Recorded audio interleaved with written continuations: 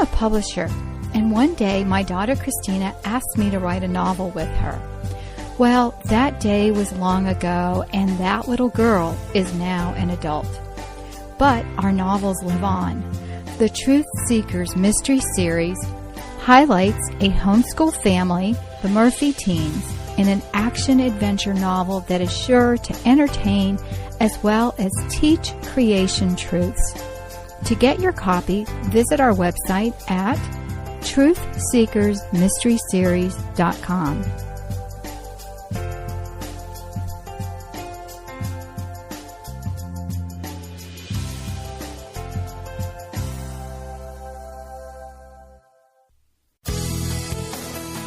This is a production of the Ultimate Homeschool Radio Network. Welcome to the Vintage Homeschool Mom Show. Your host, Felice Gerwitz, is an author, a publisher, and your radio show host. She will encourage, educate, and inspire you with answers to your most pressing questions from homeschool, marriage, parenting, and much more. Felice loves to equip moms to live a Christian life because every moment counts. Be sure to visit her website at mediaangels.com. And here's your host, Felice Gerwitz. Hey everyone, welcome. This is Felice Gerwitz with an episode of Vintage Homeschool Moms. Today I'm going to talk about teaching kids compassion. This is episode 424, and it's a Just for Kids episode, so gather around the kids, and I'm going to be sharing with them some ideas. I know that some kids are just full of compassion and they seem to understand the hurts and feelings of others, but some other kids have trouble with that and they just love to tease and antagonize people just for fun. So how do you have fun and still be compassionate? That's what we're going to talk about today. And then go to mediaangels.com and you can check out the Truth Seekers Mystery Series, as well as other books that I have for kids. So let's get started. Do you like people telling you what to do? Well, not many of us do. And I hate to say this, but you might as well get used to it because even adults have to do things we don't like and have people tell us what to do. So today I'm going to talk to you about something that you might not think you need, but maybe you do. And that is more compassion. What is compassion? Do you know? Well, a lot of people have compassion already. It's kind of built into us. It's when we care about something. And compassion for others is caring about the other person because guess what? We care, and we care for ourselves. We care about what we're going to eat, where we're going to sleep, what we're going to have to wear, what we're going to have to do. So we have plenty of compassion for ourselves.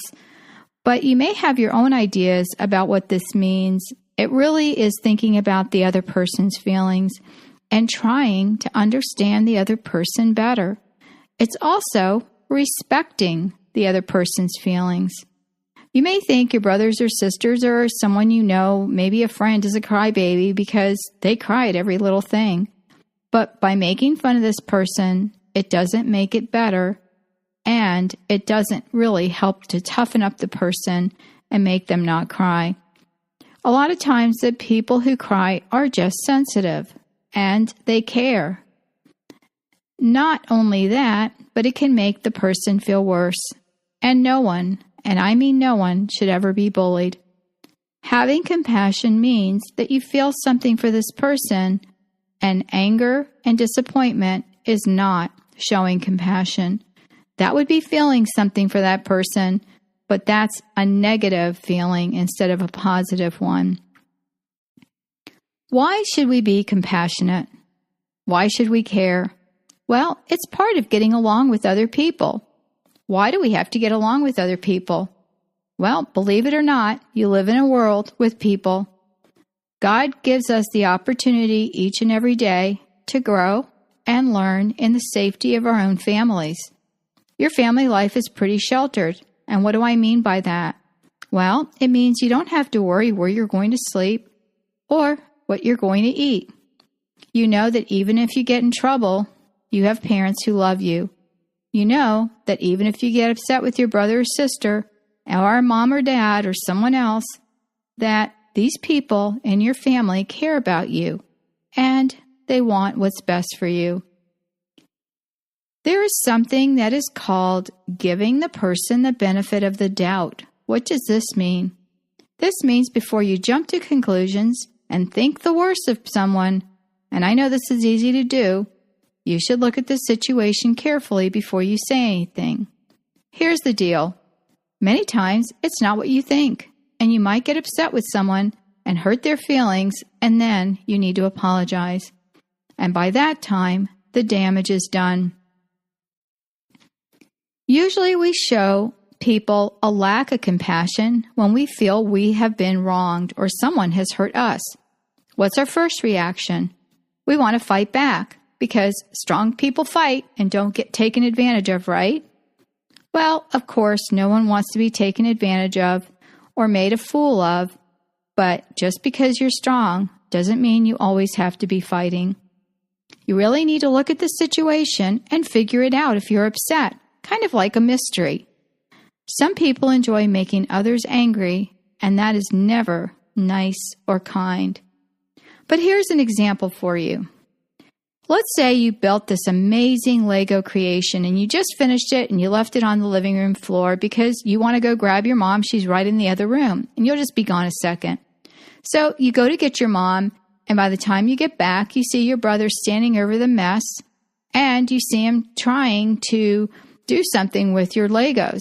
So you scream and yell at him and call him maybe a mean name.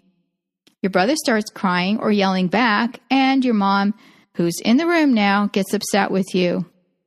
Later, when everybody's quieted down, you find out that it was a dog that sat on your creation, not your brother, and your brother was trying to pick up what was left before the dog came back to do more damage.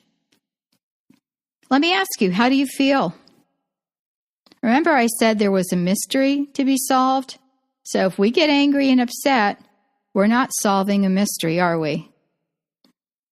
Is it possible to go back and undo the yelling and making someone cry? I'm sure your brother felt horrible to see your amazing creation messed up. And your brother had compassion for you and was trying to help. When you see the other person's reaction, we should know if they have compassion for us or not. We speak many times with body language, and that is one way you can figure out what the other person is saying, even if they're not using any words. What is body language? Well, it can be a frown or crossing your arms, which may show that you're closed off and angry. Standing with your arms crossed while someone's trying to talk to you means, I'm not really going to listen to what you have to say, but go ahead and say it anyway. In the same way, smiling and nodding your head yes means, absolutely, I agree with what you're saying. And of course you know that if someone has tears coming down their face, that means they're upset.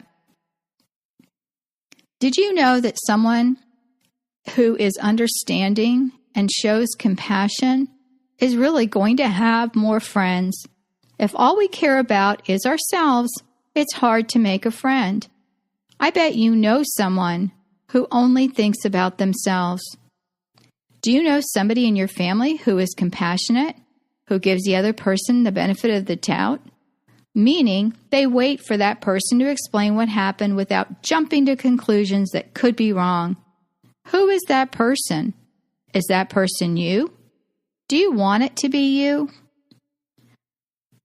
For those of us who have faith, there are so many Bible verses that speak about God's love and the way that Jesus had compassion.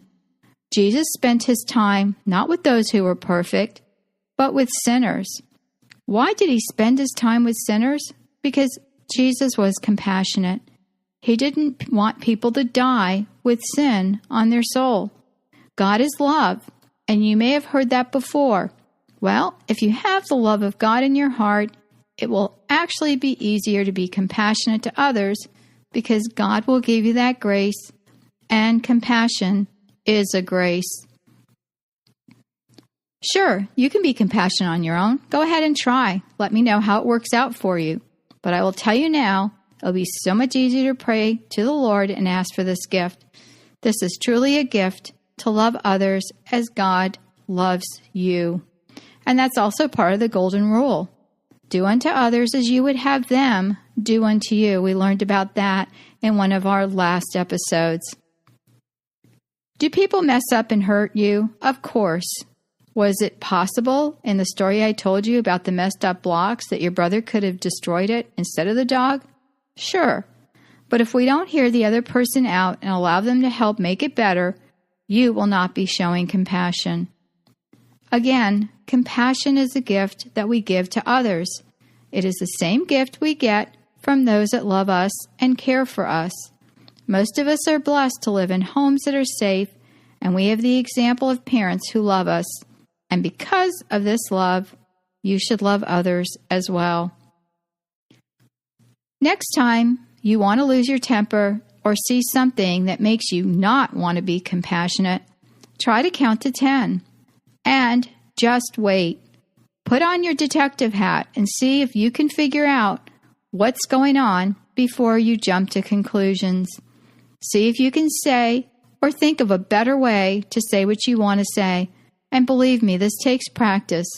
And the next time, try to show compassion to those who care about you. And guess what? It may be the biggest blessing in your life.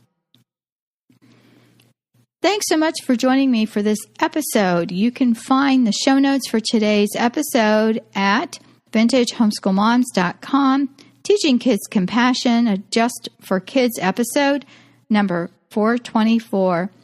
Thanks so much, and I hope you think about what we talked about today. And until next time, I will talk to you soon. Thanks for tuning in to the Vintage Homeschool Mom Show. Visit Felice at MediaAngels.com and TheVintageHomeschoolMoms.com. Vintage Homeschool Moms is a production of the Ultimate Homeschool Radio Network.